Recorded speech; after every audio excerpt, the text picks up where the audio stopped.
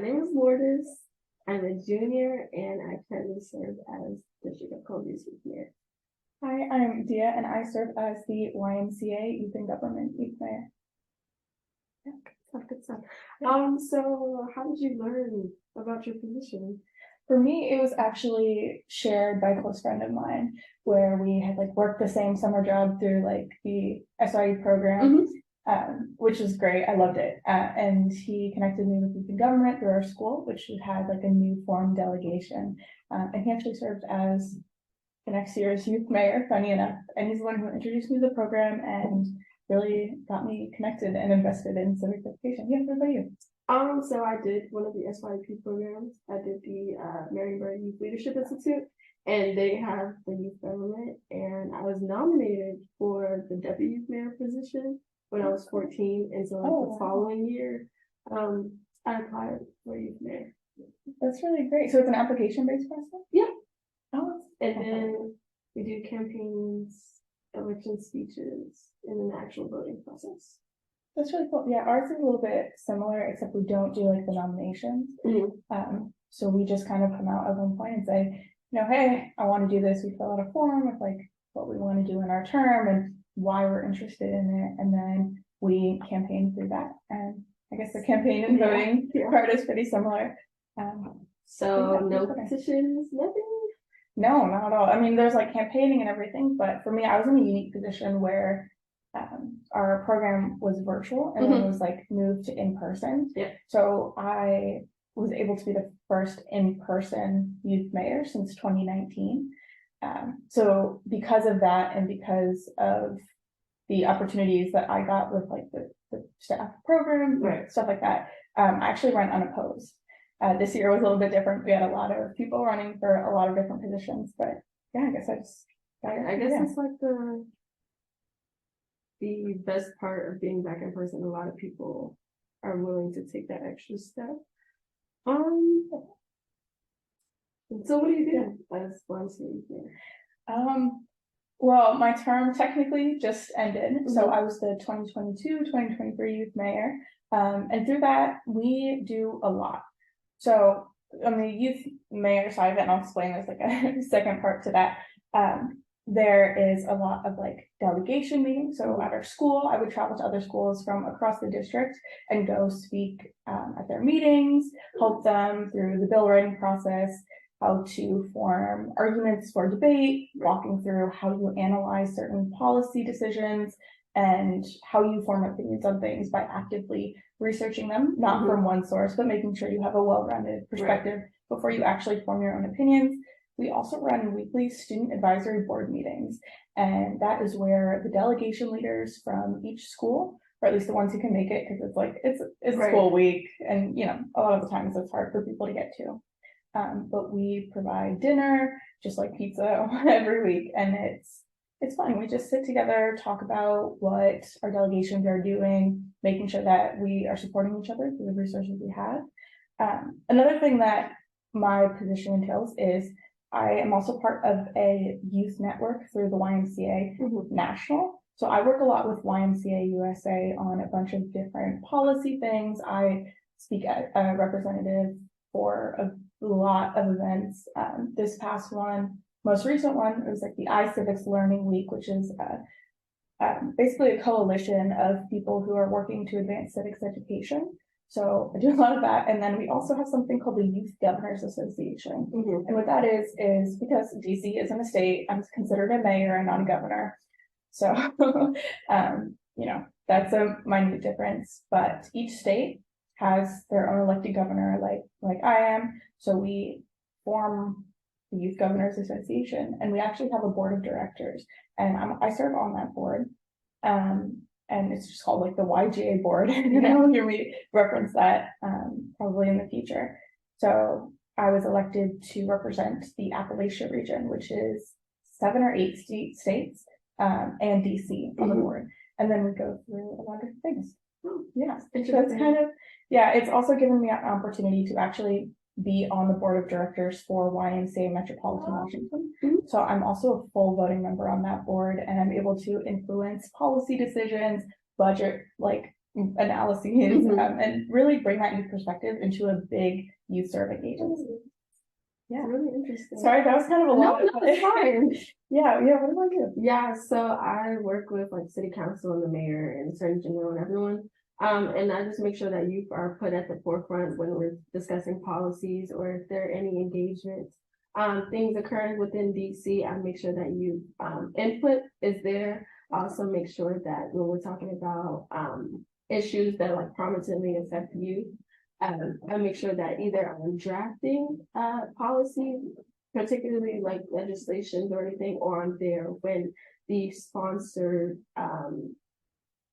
person is, presenting that bill or policy or proposal or anything. I also kind of do different events where I just speak, like making sure that youth are put at the forefront as well as getting that youth opinion. And so like tomorrow I'll be able to speak at a Black Women Lead for the White House Initiative on Advancing Educational and Economic Opportunity for Black Americans. And so they invited me back. I did it last year, and they invited me back. Thank you. And so, I just have so many opportunities to just talk to different people, become, a voice for the youth, and as well as just making sure that we can put people who aren't in these positions or aren't interested in these advocacy positions, making sure that their voice is heard, and that things that they want are actually beneficial for them, whether you're a student or you're doing a trade program or anything. I think that's a really good point on like making sure that all students are heard and not just the ones who have the resources to go to these meetings and to attend, sit at council hearings and testify and do all of those things. So I think really what you're doing is a testimony to what we should be doing. Right. I think it's really amazing. Thank you. So the next question is, what are the perks or interesting things about what you do as youth mayor? A really hard one. There's so many different things. I think networking has to be one of the best perks of it. I don't think that if I was in this position, I would be in those rooms, being able to attend those meetings, and just simply building a rapport with city leaders. So I think networking would have to be one of the top perks. I think another thing would be getting involved within the community. When you get these positions, a lot of people are looking for you to either solve problems or just be like the point of communication. And so it's been really fun and rewarding seeing how the community all kind of rally behind me, and then being able to enter in the community so easily, and having like that being able to build a rapport with them, and it being like a positive rapport, not like the negative connotations with politicians and the community. I really agree with that. I think the networking thing is a really big one, because me too. I wouldn't be in the position that I am today if I didn't, have that network and like the YMCA and all of the people we partner with supporting me. And I think also for me, the perks of it is building a new community, which I thought was really interesting when I first joined. Is by joining these programs, you now have a space where people from all walks of life, especially students, are able to come together and be a part of something inherently political. And I think a lot of times when we say inherently political, we take it as like a negative thing, but things can be political without necessarily being negative. And these spaces open up conversation for just that, and making sure that we are able to create that conversation and create that dialogue. Because right now we're seeing a lot of, political separation and everything like that. So it's really great to be a part of building that and help lead some of that. And something that I've learned is without that community, you wouldn't be where you are. And that I think is especially true for me, is like, if I didn't have all these amazing people supporting me, then I wouldn't be where I am. So what I took it as my job and my term is to build that and show that if you're a student, if you're a youth, if you're really anyone in DC or in the metro area, that we have a space for you. And I think that was one of the most like interesting things. I definitely agree with that. So, there's so many perks and great things that come with the role that you took. But what are some of the challenging parts of your role? I'd say the main thing that I've had to overcome, I'm going to say like two main ones. The first thing is, I mentioned this earlier, but like transitioning from virtual to like in person. It was a very rough transition, but I definitely learned a lot. And it was one of those things where you learn how to advance your communication skills, you learn how to connect with people in different ways, and you also learn how to build your community around itself. You're not building it for your benefit or around your schedule. It's really building it around everybody else. And I think that's really important. Another thing is, I guess, being the only teenager in the room. I go to so many events where I walk in and I am the only student. I am the only young person.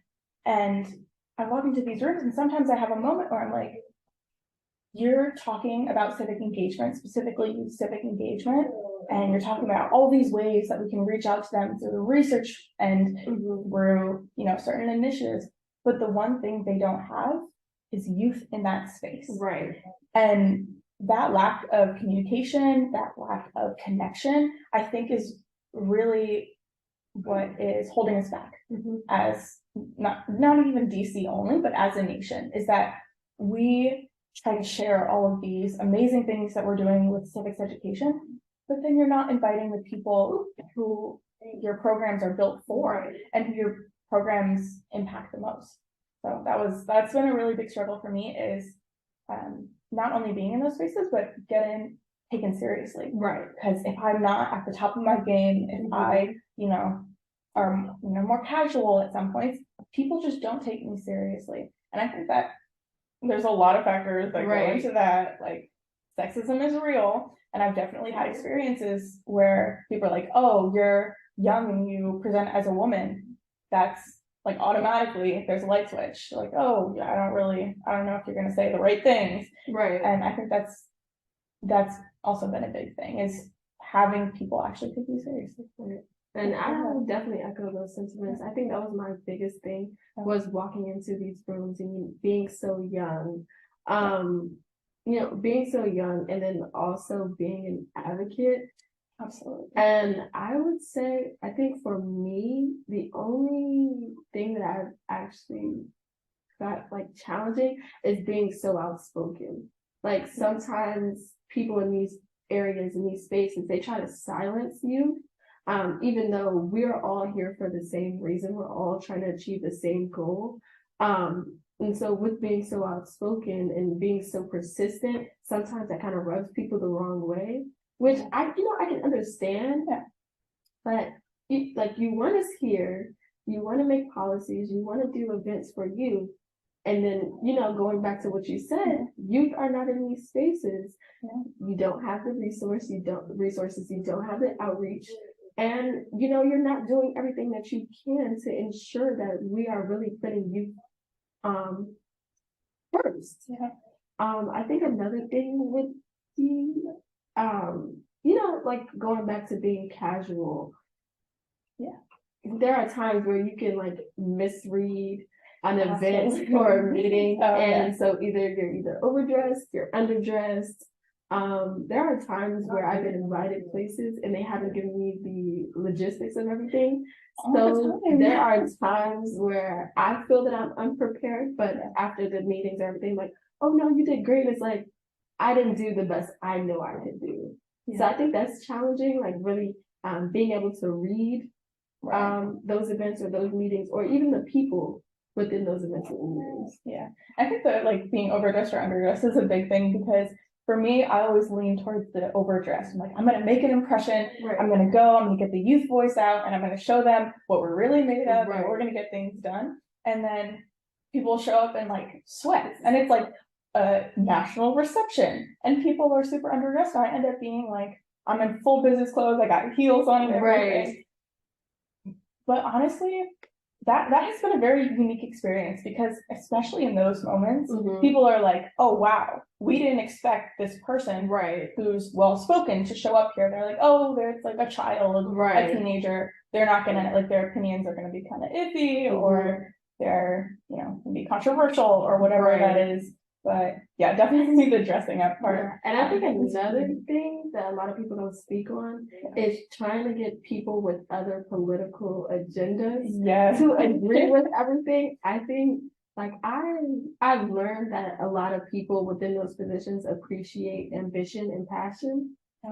And I've learned that those two things will definitely propel you forward, but they can also hold you back. Yeah, I definitely agree. As a part of like what I do for advocacy, I was advocating for the Civic Secures Democracy Act and the Building Civics Bridges Act, which are both congressional bills that are hoping to like advance it. And I had the opportunity to speak with some of the people who created it, and they're both bipartisan bills where, you know, you're gonna have some different political opinions, but what I've learned from having those conversations is that at the end of the day, we all want the same thing. We all want resources for our children, for our families, for our communities. We all want to feel heard, and we all want to feel supported. And the only difference is how does that come about? Like, no matter what your political beliefs are, you believe that is what's best for you, and you believe that's what's best for your community. So, you know, having those conversations in bipartisan spaces is very important. And that's something that I think slowly we're getting better at, but still needs a lot of work. And really, civics education and the programs that we're in that's the base of it. That's where we start. This is how you build a generation that is going to be civically engaged, that is going to be respectful, that is going to come to these discussions with empathy and not hate. Absolutely. The next is, from the start of your advocacy journey to now, what are the things you wish you knew beforehand? I don't know. I feel like this is controversial. I wish that people were like forward about a lot of things. After scenes, like like the After Dark series and things like that, like after a meeting has ended, I never realized how much politics is just like high school. It's just like high school, and like I've heard either politicians or just city leaders in general talk about other city leaders. Like, we're all here for the same thing. And so I wish that I knew like the spaces that I was entering in, like the reputation that comes with it, the things that you have to uphold when you're in these positions, and in these spaces. So I don't know. I feel like that's one thing that I wish I knew, but it's not bad. It's not bad. It's just like one of those things where it's like, dang, I wish I knew beforehand, but it's manageable. Yeah, absolutely. And I have to say, like, a similar experience. For me, I went into this journey very optimistic, and I came out very optimistic. I still am, but I didn't fully understand that there will be ups and downs. And that's something that you're just gonna have to go through. I went into this with a very like smooth sailing mindset of like, nothing's gonna go wrong. And while yes, there are benefits to having that, there are also realities when it comes to, like we talked about earlier, like people, thinking that you're lesser than because you're youth or whatever it is. But I've had spaces that I've been in where people have outwardly hated certain parts of my identity and told that to my face. Of like, oh, I don't believe in the LGBTQ plus community. I don't believe in that. And for me, it was hard to communicate that that's not something you believe. It is you. And there's not any way to separate that. And for me, that's something that I was always taken aback by, because thankfully in DC, we're in a space where a lot of people are supported and a lot of people have spaces to go to, just like I did. Like, I had spaces like my school and my community different places. But you do have to be ready to face those challenges directly, because without having those really, really difficult conversations, you can't get anywhere. Absolutely. And it's up to you to say, hey, I don't know where you're coming from. Explain it to me. Why do you think that? And then I come from my perspective of, hey, this is my experience with this. This is who I am. How can we build some kind of middle ground? And it will be frustrating. Absolutely. It will be very frustrating, but you got to get through it. And that's really where the change starts. Right. Definitely agree with that. Okay. So, we meet a lot of people, we're able to network, we go to different meetings, but who is someone that really changed your outlook on advocacy? Oh, honestly, a lot of people. Right. And it's really hard for me to just pick one person, because there are so many people that have been absolutely fundamental in my experience with civics education. I'd say the entire outlook was, I'm gonna have to say the Youth Governors Association. They're like the YMCA. We have a conference at the beginning of our terms, like this summer will happen for the next youth mayor, but mine was last summer. And we had all the governors and all the people who are in the same position that I am, that have had to campaign and advocate for the things that they want and ended up getting elected to these positions. And we all were so different on the political spectrum. We all had very different beliefs. We came from very, very different communities, but we were brought in a space that, brought us together. And we spent a lot of time with what we call our region group. And I learned so much from the people around me. For example, I have the youth governor of Maryland, Marley. We were roommates, so we got really close, but she was really able to tell me a lot about her experiences, and just like all the other governors, I was able to learn about a lot of them. But that really was a driving factor in my, continuing advocacy and really putting in the work to stay in these spaces, because I saw how intensely passionate those people were about advocacy and about wanting to make our world a better place. That inspired me. Pretty much all of them. What about you? So not too long ago, well, maybe like a year ago, I did several events with the King family, and someone that really came to me a little bit more was definitely his granddaughter, Yolanda Renee King. Just seeing her so young, being so dynamic. Absolutely. Definitely inspired me, okay, maybe maybe I'm in the right position, and everyone else that was with me, it just kind of solidified my journey, or the reason I wanted to do or continue to do what I'm doing. So we got arrested together when we were protesting in front of the White House for voting rights. Yeah. And just seeing her so fearless and facing the police headstrong, I was I think she was maybe 13 at the time. Oh, wow. Maybe 12 or 13 at the time. I was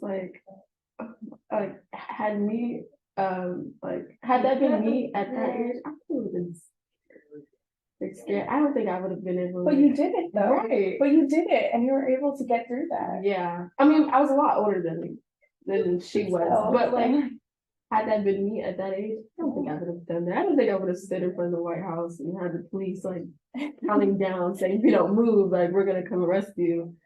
But it's really such a fun experience. It was really eye-opening to me. And we used to have conversations daily until schedule changes, and just hearing how fluent she is within the advocacy, or just even upholding her grandfather's journey, that definitely inspired me to keep going and making an impact. That's really amazing. That's a great story. Thank you for sharing. Thank you. And do you have any upcoming projects that you're doing? I do. So I am in the process of announcing my nonprofit organization, Melanated Soul. Thank you. And it really just awards youth of color the opportunity to learn the importance of health and wellness. I did a study for my 10th grade capstone about mental health within the Black community and kind of there's a dysphoria and a taboo. And I discovered a lot of alarming statistics of, Black youth, like 1 in 5 Black youth don't have the same opportunity as their white counterparts. Or the fact that nationally Black youth have nearly twice as the national suicide rate. Trigger warning. And so I really wanted to create a safe space where you can come and they can use these opportunities to learn more about mental health, learn more about health and wellness. And the programs that I'm doing are kind of mimic the big sibling, little sibling dynamic. So I'm using HBCU students studying psychology, or are just simply interested in youth advocacy or, helping Black youth understand the importance of health and wellness. And they will receive clinical hours or community service hours for that. So cool. That's really, really amazing. Thank you. Good luck on that. I'm sure you do great. Yeah, your upcoming projects. Cool. So or future projects.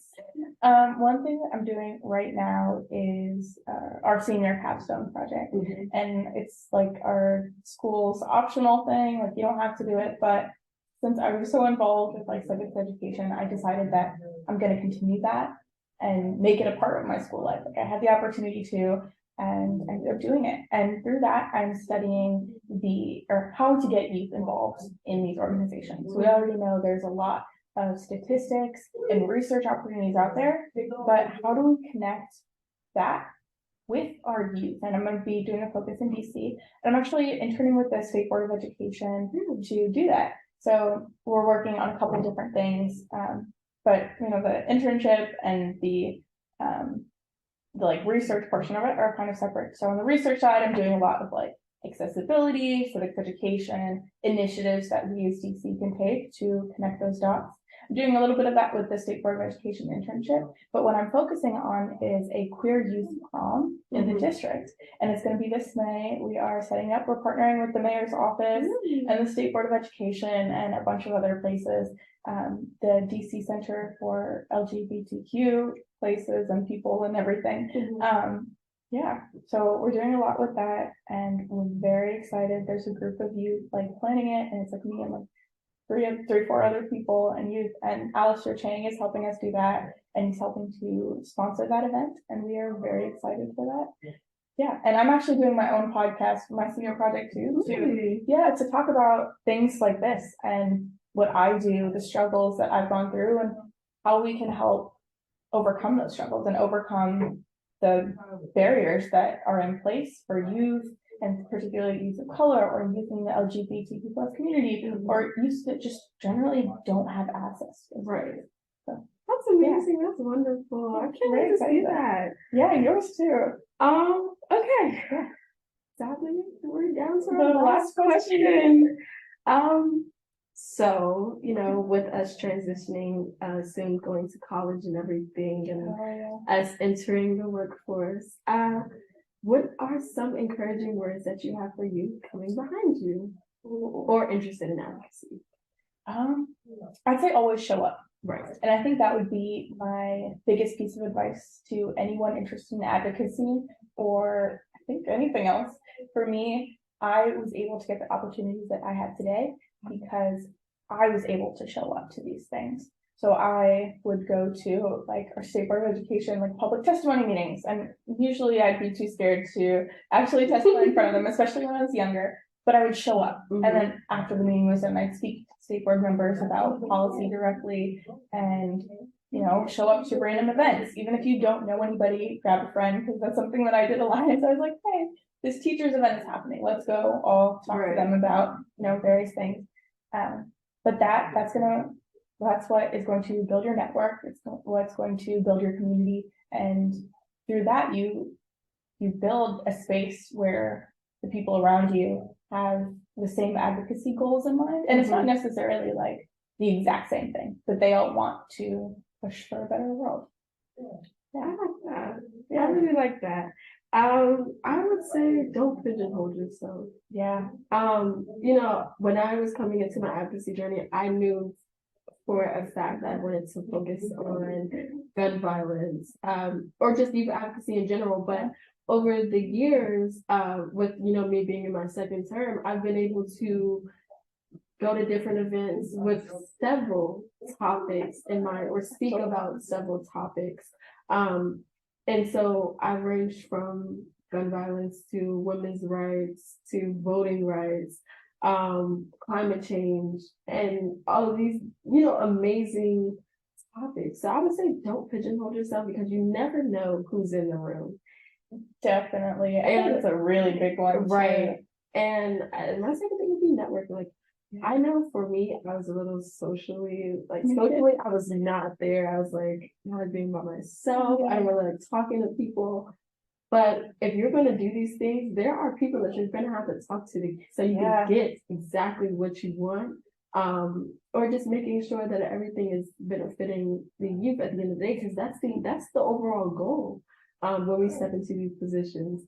So that's it. Don't pigeonhole yourself. Make sure you're a well-rounded advocate. Not saying that you can't be well-rounded if you focus primarily on one topic, but making sure that you're across the board with a lot of different topics and networking. A lot of great things lead to networking. That is so true. Lots of networking. But I also really like the point about keeping yourself in one place. I feel like as students, and I think this is something that I went through personally, is I would go in thinking one thing and then leave thinking something completely different. And for me, it was kind of scary to be involved in different points of advocacy.